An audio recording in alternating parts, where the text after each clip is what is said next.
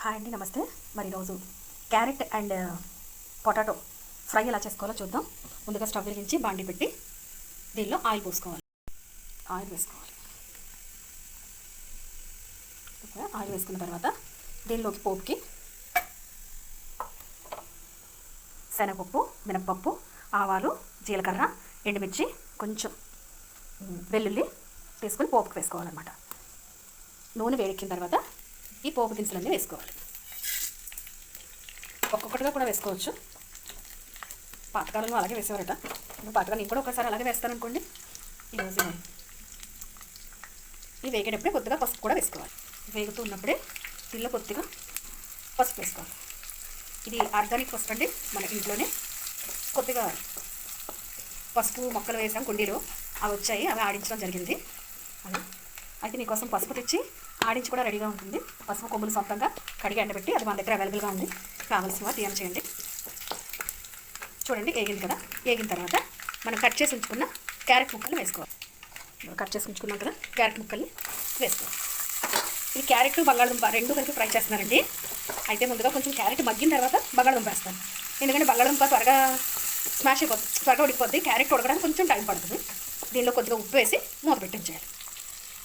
దీనిలో కొద్దిగా ఉప్పు వేసి మూత పెట్టేయండి. మూత పెట్టి ఒక 2-3 నిమిషాలు ఉంచాలి. చూడండి, ఇందాక క్యారెట్ వేసాం కదా, మొత్తం మగ్గలేదు, కొద్దిగా మగ్గింది. ఈ టైంలో ఇష్టమున్న అల్లం వెల్లుల్లి పేస్ట్ వేసుకోవచ్చు.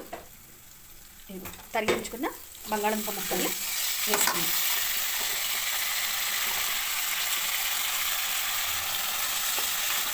వేసి నేను కొద్దిగా మంట సిమ్లోనే పెట్టానండి.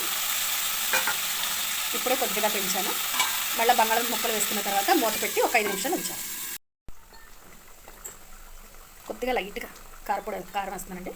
ఈ కారం కూడా చక్కటి ఎండుమిర్చిని తీసుకొచ్చి శుభ్రపరిచి ఎండలో ఆరబెట్టి ధనియాలు, జీలకర్ర తదితర మసాలా దినుసులన్నీ వేసి ఆడించిన సొంత కారం అండి. మీకు ఇది కూడా కావాలన్నా కూడా మన దగ్గర అవైలబుల్గా ఉంది, మీరు ఆర్డర్ పెట్టుకోవచ్చు. సరే, ఇలా కారం వేసిన తర్వాత మళ్ళీ కొద్దిసేపు మూత పెట్టుకుందాం. ఇది యాక్చువల్గా కారం దించే ముందు వేసుకోవచ్చు. మా అమ్మకి కాలేజీ టైం అయిపోతుందని నేను వెంటనే ఇలా వేసాను. అయితే ఇంకా అయిపోయిందండి. కొద్దిగా కారం వేసిన తర్వాత కొద్దిగా జీలకర్ర పొడి కూడా వేసాను. అందుకని ముందు అల్లం వెల్లుల్లి పేస్ట్ వేయలేదు, జీలకర్ర పొడి వేసాను.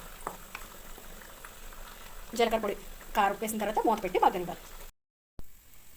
చూద్దాం, మూత తీసేసరికి అయిపోయిందండి.